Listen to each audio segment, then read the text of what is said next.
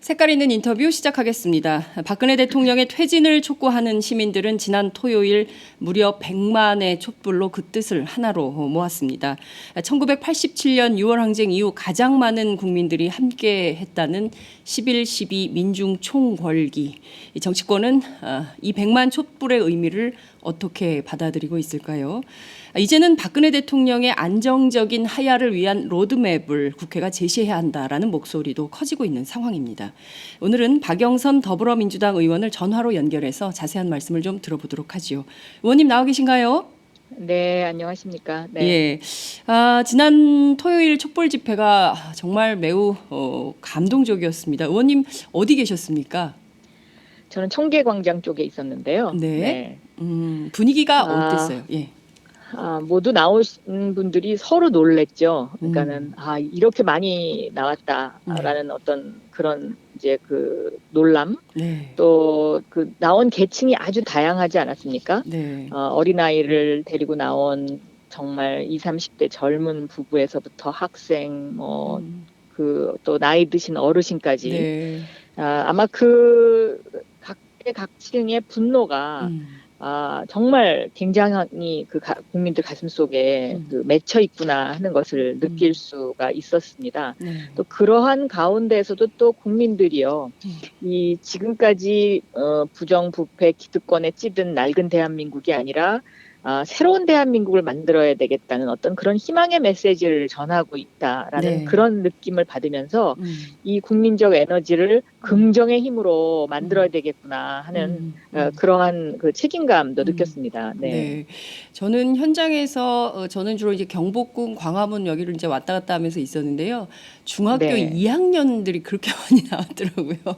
예. 그 북한이 무서워서 못 내려온다는 그 중이들이 그렇게 많이 네. 현장에 나와서 정말 네. 대단하다 이런 생각이 좀 들었습니다. 정말 세계가 깜짝 놀란 지난 토요일 집회가 아니었나 싶은데요. 뭐 쓰레기 네. 하나 없고 또 안전하게 그렇게 많은 사람들이 모였는데도 화장실 하나에 막 40분씩 기다렸거든요. 그런데도 누구 맞습니다. 하나 네, 질서. 그 시청 앞 지하철역에는요, 네. 줄이 화장실을 들어가기 위한 줄이 정말 엄청나게 길었죠. 네. 네. 근데 그걸 딱 네. 이렇게 인내하시고, 야, 예. 정말 선진 대한민국이다 이런 걸 느꼈는데요. 의원님께서 이제 야당 중진 의원이신데 이 100만 촛불을 이 정치권이 어떻게 좀 받아들이고 어떻게 좀 이거를 정치 안에서 풀어나가야겠다 이런 생각이 좀 드셨습니까? 저는 이 100만 촛불의 힘, 이것을 긍정적 에너지로 가져가는 것이 이제 정치권이 해야 될 일이다라고 생각을 하고 있습니다. 네. 그래서 이제 정치권이 그 국민들이 이렇게 100만의 함성을 모아서 그 자신들의 가슴 속에 있는 이야기를 했기 때문에 네네. 그것을 가슴에 담아서 국회가 로드맵을 제시해야 되는 거 아니냐. 그래서 제가 안정적 하야와 질서 있는 퇴진이라는 단어를 썼는데요. 네. 당장 뭐 대통령이 하야를 하게 되면 네. 이게 60일 만에 대선 선거를 해야 되는 어떤 그런 그 헌법 조항 때문에 네. 상당한 좀 혼란이 야기될 것이고 또 국민들은 그것을 바란다고는 생각하지는 않습니다. 네네. 그래서 그렇다고 해서 지금의 대통령을 그럼 우리가 인정해 줄 수 있느냐? 저는 그건 아니다라고 생각하고 있거든요. 네네. 근데 헌법 71조에 보면 대통령이 그 거리나 사고 시에 권한대행을 임명하도록 그렇게 되어 있습니다. 네. 그래서 헌법 71조에 의한 대통령의 권한대행을 임명해야 되겠다. 네네. 그런데 지금 현재 권한대행대로 가면 네. 황교안 국무총리가 그 권한대행을 하게 되는데요. 네. 저는 황교안 국무총리도 박근혜 대통령과 거의 동일선상에 있는 책임자라고 생각합니다. 네네. 네, 그렇기 때문에 일단 국회에서 해야 될 일은 헌법 71조에 의거한 권한대행의 총리를 빨리 선출해야 된다. 네네. 그래서 국민들이 믿을 수 있는 총리를 선출을 하고 네. 그리고 그 후에 대통령의 하야 시점이라든가 퇴진 시점을 논의할 수밖에 없지 않느냐. 네. 이제 이런 그 하나의 로드맵이 있을 수 있고요. 네. 또 하나의 로드맵은 검찰이 이제 19일 날 공소를 제기한다고 하는데요. 네네. 그 공소장에 박근혜 대통령의 이름이 들어가게 되면 네. 그 국회는 헌법에 의해서 탄핵을 할 수밖에 없는 상황으로 갑니다. 네네. 그러면 이 탄핵 절차를 밟게 되는데 탄핵 절차를 밟게 되면 최소한 6개월이라는 시간이 걸리거든요. 그렇죠. 예. 그러면 이 최소한 6개월의 시간이 걸렸을 때에 그 우리나라의 국정 운영을 그럼 누가 하냐? 이것도 네. 역시 총리가 해야 됩니다. 그렇죠. 그러니까 지금 그 황교안 총리 대행으로 그럼 갈 거냐? 네. 국민들이 저는 그거를 용납하지 않을 것이라고 생각합니다. 네. 그렇기 때문에 지금 가장 시급한 것은 네. 국회에서 이 총리 문제를 빨리 매듭 짓는 것. 아. 그것이 사실은 제일 현실적으로는 급한 일입니다. 네. 이게 하야가 됐던 퇴진이 됐던 아니면 탄핵이 됐던 간에 네. 그 어떠한 길로 간다고 하더라도 네. 지금의 황교안 총리로서는 저희가 신뢰할 수 없기 때문에 네네. 그래서 저는 그 부분에 관한 어떤 국회 내에 전원위원회를 소집해야 된다. 네네. 비상시국 사태를 논의하기 위한 네. 그런 의견을 내고 있는 것이죠. 네. 네. 그 우리 법에 비상시국 전원회의가 소집될 수 있는 그 법률적 근거는 좀 있습니까? 국회법에 전원위원회를 소집할 수 있는데요. 아, 네. 전원위원회를 소집하려면 안건이 있어야 됩니다. 네네. 그러니까 그 안건을 일단 제출을 하고요. 그것이 네. 상임위에서 논의가 되고 상임위를 통과한 안건이 본회의에 올라가게 되면 전원위원회 소집이 가능하거든요. 네. 그래서 그 안건을 저는 헌법 71조에 의한 권한대행 총리 의결을 위한 결의안 이런 안건으로 내자라는 그런 의미입니다. 네, 그러면 의원님 이게 구체적으로 권한대행 총리 의결을 위한 전원위원회를 열려면 상임위는 어느 상임위가 이거를 소관상임위가 어디일까요? 소관상임위가 아무래도 운영위가 되지 운영위. 않을까 싶습니다. 네. 네. 그러면 국회 운영위 안에 여야가 함께 있는데 여야 합의로 해야 되는 겁니까? 아니면 뭐 제적의원의 몇 분의 몇 이렇게 하면 되는 절차가 있는 걸까요? 여야 합의로 하면 제일 좋고요. 네. 그것은 상임위 법에 따른 것이니까요. 네. 뭐 과반 의석이 넘으면 이게 본회의에 법적으로는 이게 본회의까지 갈 수가 있지요. 네, 그렇군요. 네. 그러면 그 국민들 입장에서는 그 100만 촛불로 이미 우리 국민들은 박근혜 대통령을 더 이상 인정하기 매우 곤란하다 이런 선언이 나온 것이나 다름이 없는데 그렇습니다. 네.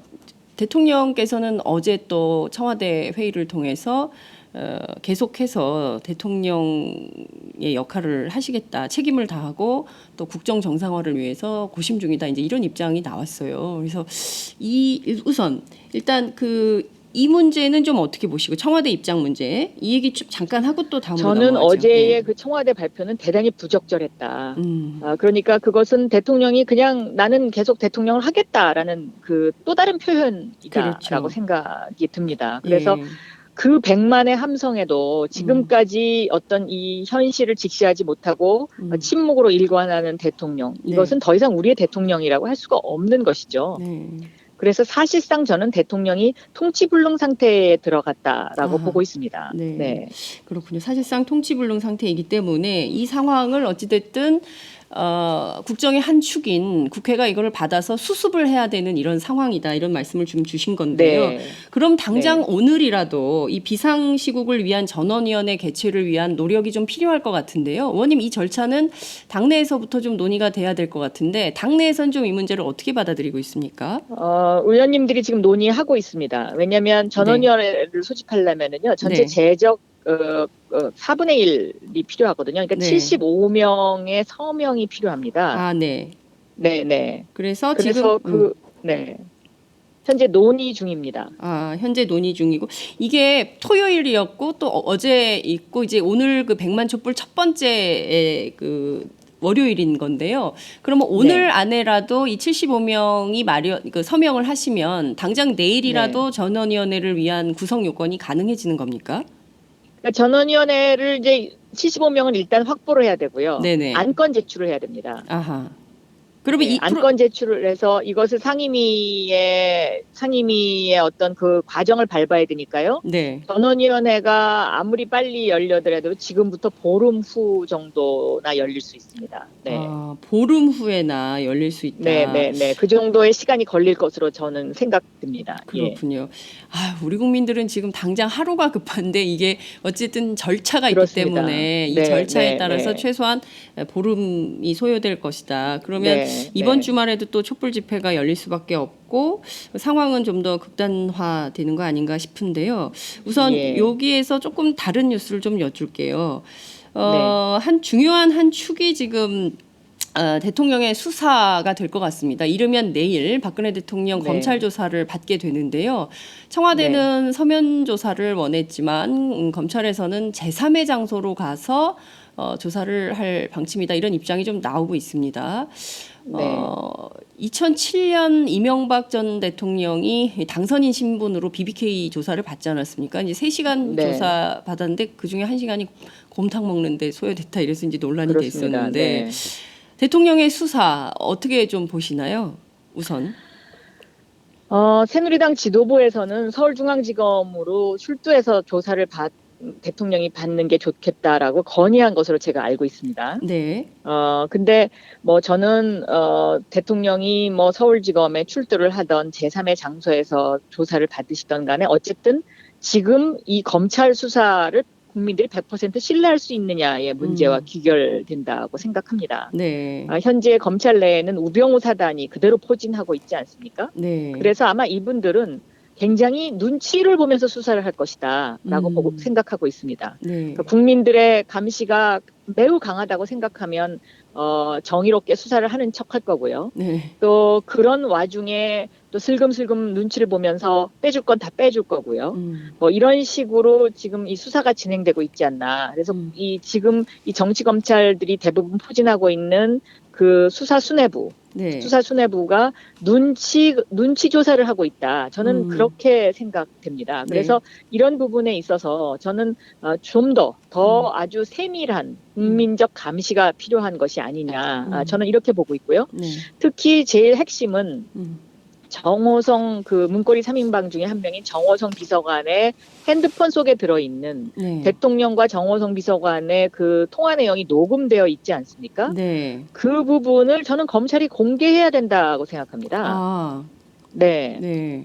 그 부분을 검찰이 숨기고 간다면 저는 이 수사가 제대로 된 수사라고 볼 수가 없는 것이죠. 네. 네. 우선 그 검찰 이 상태, 그러니까 우병우 사단이 지배하고 있는 검찰의 수사를 일단 신뢰하기 어렵다. 큰 틀에서 이런 말씀 주셨는데요. 또 네. 하나의 포인트, 이게 여러 포인트가 있는데 하나하나 짚어보도록 하죠. 우선 대통령이 그 뭐 일테면 그 안종범 수석의 경우에 예. 뭐 대통령의 지시를 받고 한 거다 뭐 이런 입장까지 다 나왔는데 우선 대통령을 신분이 참고인 신분으로 소환을 한다는 겁니다. 이번 네네. 사건에서 박근혜 대통령이 참고인 신분이 될 수 있다고 보십니까? 어떻게 생각하세요? 참고인 신분이 되기가 힘들죠, 이제 이미. 네, 예. 왜냐하면 안종범 수석이 이미 얘기를 하지 않았습니까? 대통령의 지시에 의해서 했다. 그렇습니다. 그러면 저는 이 사건의 중심은 대통령한테 있는 것인데 네. 일단 그 신분 자체가 참고인 신분으로 하다 뭐 수사를 하다가 피의자 신분으로 바뀔 수도 있긴 합니다만은 네. 어쨌든 그러한 단계적 접근을 하는 것 자체가 검찰이 눈치를 보고 있는 것이죠. 그렇죠. 네. 그 기자가 그러면 참고인 신분으로 불렀다가 그럼 피의자로 뭐 전환할 수 있는 거냐라고 물었을 때 검찰이 답변을 안 했다는 거거든요. 오늘 아침까지 확인한 바에 따르면. 그러면 중요한 거는 뇌물죄 적용 문제가 또 핵심 포인트 가운데 하나인데 참고인 자격으로 불러서 대충 조사한 다음에 뇌물죄는 없고 그러니까 사실상 공소유지가 불가능한 상태로 수사를 짜맞추게 하는 거 아니냐 이런 의혹도 있습니다. 어떻게 보십니까? 네. 충분히 저희가 상상할 수 있는 그런 대목입니다. 네. 그렇군요. 일각에서는 지금 이게 중요한 거는 이제 재벌 강제 모금 그리고 청와대 문건 유출 뭐 이런 것인데요. 그 재벌 강제 모금의 경우에는 뭐 대통령은 기업들이 뭐 선의로 냈다 이렇게 주장을 하지만 실제로 이게 부정청탁에도 해당되는 거 아니냐. 그래서 김영란법 위반이다. 당연하죠. 이번 사건에 있어서의 그 기업들의 행태, 특히 삼성의 행태 같은 것은요. 네. 이것은 자발적으로 했다고 볼 수가 없는, 그리고 너무나 큰 범위의 죄를 저질렀다고 생각합니다. 왜냐하면 국민들이 그 국민연금을 첫째 건드리지 않았습니까? 그렇습니다. 국민연금을 이용해서 그 이재용 회장으로의 승계 구도를 확실하게 하는 그것의 도구로 사용을 했다는 거, 이건 정말 어마어마한 범죄거든요. 네. 그래서 그런 부분에 있어서의 그 수사 같은 것들을 저희가 꼼꼼히 지금부터 더 열심히 감시하고 따져봐야 되는 부분이고요. 네. 이 우병우 사단이 포진해 있는 이 검찰 수사를 믿을 수 없는 대표적인 것이 바로 우병우 전 수석의 집 압수수색입니다. 네. 그 핸드폰이 텅텅 빈 핸드폰이라는 거 아닙니까? 그러니까요. 네. 그거 하나만으로도 저는 지금 이 수사가 굉장히 눈치 보기 수사를 하고 있는 것이다라고 생각하고 있습니다. 그렇다면 국회에서 즉각적인 별도 특검을 좀 해야 되는 것 아닙니까? 별도 특검은요. 특검이라는 것은 이게 이제 그 수사의 범위에 관한 협상이 또 있어야 되는 것이거든요. 아하.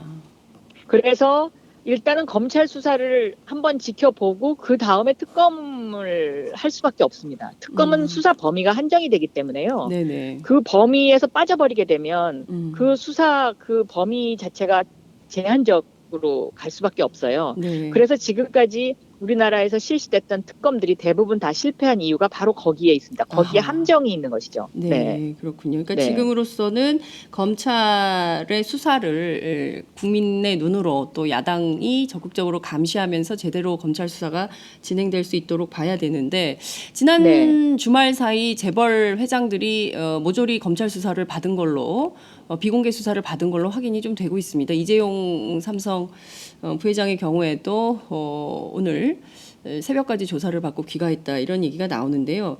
말씀하신 대로 이재용 3개 구도, 3개 승계를 국가가 나서서 도와준 격이다라는 것이 입증된다면 그것은 거의 명백합니다. 왜냐하면요. 제가 기억하기에는 7월 7일로 기억하는데요. 네. 7월 7일 날 이재용 그 부회장이 국민연금의 운영관리본부장을 만납니다. 아하. 그리고 7월 17일 날인가 그 삼성물산과 제일모직이 합병을 하거든요. 그리고 그 7월 그다음에 그 7월 24일 날 이재용 회장이 대통령을 독대하죠. 24, 25 그렇습니다. 이 이틀에 걸쳐서 이제 그 대통령이 만나죠. 7명의 재벌 총수를 다 만나는데 그렇습니다. 대통령이 독대를 하거든요. 네. 이 일련의 그 일정표만 보더라도 이 그리고 그 당시에 국민연금의 운영본부장이 최경환 전 장관의 완전 중마고입니다. 고등학교 동창인데요. 네. 이런 사사로운 관계로 임명된 그런 이제 사람인데 이런 것만 보더라도 이것은 명백한 대가성이 있는 것이다라고 보고 있습니다. 예. 네, 명백한 대가성이 있고 이건 사실상 정권과 재벌이 결탁한 거래였다. 이렇게 그렇습니다. 볼 수도 있는 거 아닌가 싶은데요. 그렇다면 이 최경환 전 장관 지금 현재 새누리당 의원인데 이분에 대한 조사도 필요한 거 아닐까요? 저는 그렇다고 봅니다. 왜냐하면 이 이재용 회장과 박근혜 대통령이 독대를 하고 나서요. 네. 그리고 나서 그 정유라의 말을 관리하기 위해서 그 삼성전자 박 사장이 독일로 떠나지 않습니까? 그렇죠. 네. 네. 그래서 이런 그 일련의 그런 어떤 일지만 보더라도 저희는 정말 합리적인 그 어떤 그 의심과 거기에 따른 문제 제기를 충분히 할 수 있다고 저는 생각하거든요. 네. 알겠습니다. 이 검찰 수사 또 대통령 수사 사상 첫 현직 대통령에 대한 수사 어떻게 진행되는지 저희가 좀 함께 지켜보도록 하고요. 정치 네. 과정에서 앞서 이제 저희가 이제 그 비상 시국회의 관련해서 좀 말씀을 좀 여쭙었는데 이 전원위원회가 보름이 걸린다고 하면 이 탄핵과 관련해서도 좀 그 많은 국민들이 검토를 할 수밖에 없는 거 아니냐 이런 의견이 있는데 새누리당과 관련해서 좀 여쭤볼게요. 새누리당이 또 이제 김무성 대표가 국민의 이름으로 탄핵의 길로 가야 한다. 또 이제 정진석 원내대표도 마찬가지고요. 굉장히 탄핵 쪽으로 여론을 몰는 듯한 인상을 받습니다. 일종의 이제 네. 시간 벌기용이냐, 검찰공화국을 네. 다시 한번 만들겠다는 것이냐 이런 의혹도 좀 나오고 있는데요. 이런 것은 좀 어떤 구도로 저희가 이해를 해야 될까요? 막다른 골목의 일은 청와대 입장에서는요. 어찌 네. 보면 국회가 탄핵 발의를 해주는 것이 가장 시간을 벌 수 있는 장기 플랜이죠. 아, 그런데 저는 뭐 어쨌든 그런 어떤 그 실리 계산을 떠나서요. 네. 만약에 검찰이 뭐 공소장에 박근혜 대통령 이름을 쓴다면 국회는 탄핵을 할 수밖에 없는 거고요. 제도가 그렇게 되어 있으니까. 네. 그러면 어쨌든 지금 국민들은 즉각 하야를 원하던 즉각 퇴진을 원하던 어쨌든 지금 대통령을 인정할 수 없겠다라는 그런 어떤 공통 분모를 갖고 있지 않습니까? 그렇습니다. 그래서 저는 어떠한 길로 가던 간에 지금 국회에서 해야 될 가장 시급한 문제는 총리를 바꾸는 것이다. 네. 국민들이 신뢰할 수 있는 사람으로. 네. 네, 저는 그런 결론입니다. 네. 지금 보면 총리가 세 갈래가 있어요. 하나는 우선 이제 그 국회 현안 질의에도 나왔던 황교안 총리가 있는 거고요. 그리고 지금 그 금융연수원 계속 출근하시는 김병준 총리 후보가 또 있지 않습니까?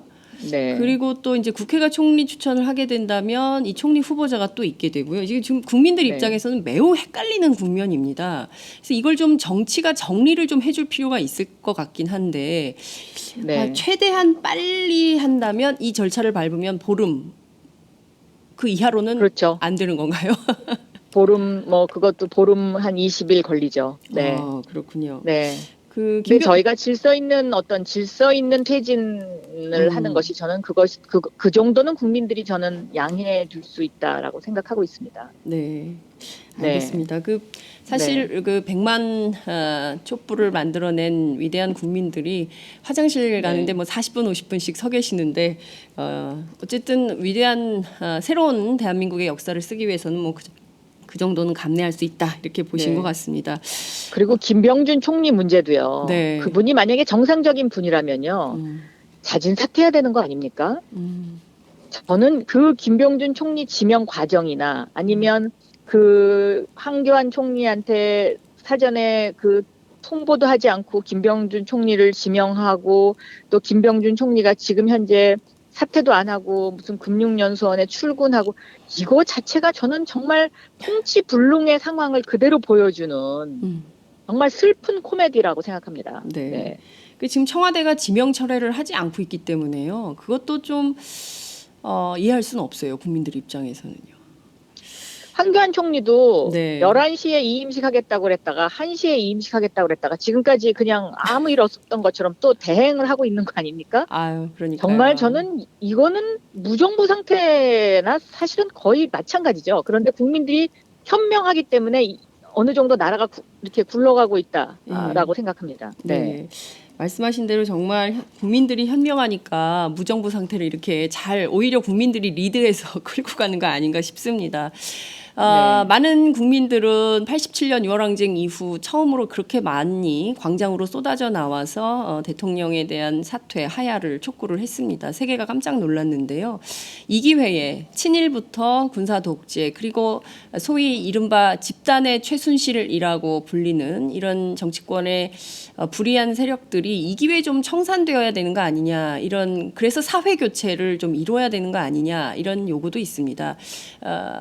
의원님께서는 좀 그런 국민적 요구는 좀 어떻게 받아들이시는지요?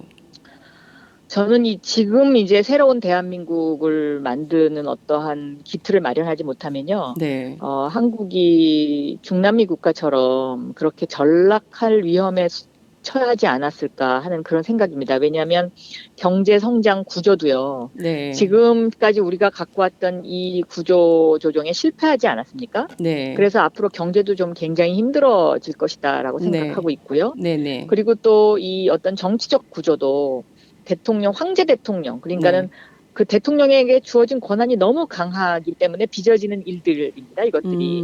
그래서 정치적인 제도 개혁도 저는 반드시 필요하다. 네. 그런 시점에 왔다라고 네. 보고 있습니다. 그렇군요. 방금 전에 속보가 하나 전해졌는데요. 추미애 더불어민주당 대표가 긴급 영수회담을 제안한 걸로 확인이 좀 되고 있습니다. 네. 추미애 대표와 박근혜 대통령 간의 영수회담 이런 제안 어떻게 보세요? 그 이제 양자회담을 제안을 했더라고요. 네. 그런데 지금 그 구조 자체가 네.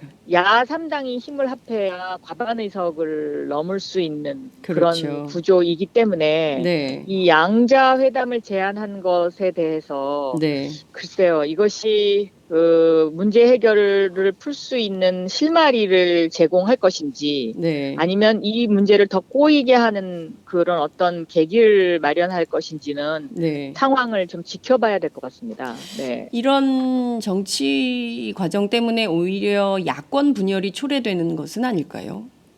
그런 우려도 충분히 할 수 있죠. 네. 성사 가능성은 어떻게 보십니까? 글쎄 지금으로서는 뭐라고 이야기하기가 좀 힘든 상황입니다. 왜냐하면 청와대가 이것을 정략적으로 받아들이면은요. 네. 지금 지적하셨던 것처럼 야권 분열을 뭐 만약에 노리고 이것을 정략적으로 받아들일 수도 있는 입장인 것 같고요. 왜냐하면 그동안 청와대는 주로 국민의당하고 소통을 그렇습니다. 해왔었으니까요. 예. 네. 그래서 좀 더 지켜봐야 되는 그런 상황인 것 같습니다. 혹시 추미애 대표의 오판이라고는 생각 안 하십니까?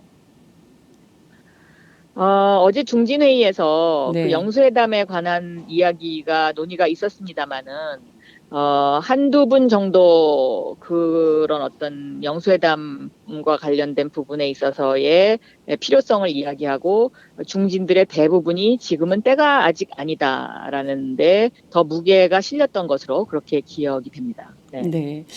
알겠습니다. 저희가 좀 지켜보도록 하지요. 끝으로 한 말씀 부탁드리겠습니다. 네. 저는 이 100만 촛불의 힘을 긍정의 힘으로 그리고 대한민국의 미래를 한 단계 더 발전시키는 쪽으로 우리 모두가 그렇게 더 노력했으면 하고요. 국회도 국민들에게 희망을 줄 수 있는 로드맵을 만들 수 있도록 최선의 노력을 다하도록 하겠습니다. 네. 네. 국민들이 지금 매우 헛헛합니다. 정말 그 2012년 100% 대한민국 국민 행복 시대를 열겠다는 박근혜 대통령의 주장에 많은 국민들이 표로서 화답을 해드렸는데 결과는 참담하고 참혹한 상황입니다. 국회 안에서라도 좀 그 집단지성의 힘을 발휘하셔서 우리 국민들이 최소한 믿고 의지할 수 있는 좀 기둥이 되어주시기를 국민의 한 사람으로서 당부를 드립니다. 네, 저도 참 무거운 책임감을 느낍니다. 그리고 지금 국민들이 가장 바라는 거는 누구에게나 골고루 기회가 주어지는 대한민국, 그리고 정말 정의로운 대한민국, 내가 열심히 일하면 정말 그 열심히 일한 만큼의 보답이 돌아오는 대한민국, 누구에게 특혜가 주어지지 않는 대한민국, 이런 대한민국을 원하지 않나 싶습니다. 네, 알겠습니다. 오늘 말씀 잘 들었습니다. 네. 감사합니다. 네, 감사합니다. 네. 지금까지 더불어민주당 박영선 의원과 함께했습니다. 잠시 후에 저희는 새누리당 최고위원회 현장으로 가겠습니다. 잠시 뒤 9시에 새누리당 현장에서 뵙겠습니다.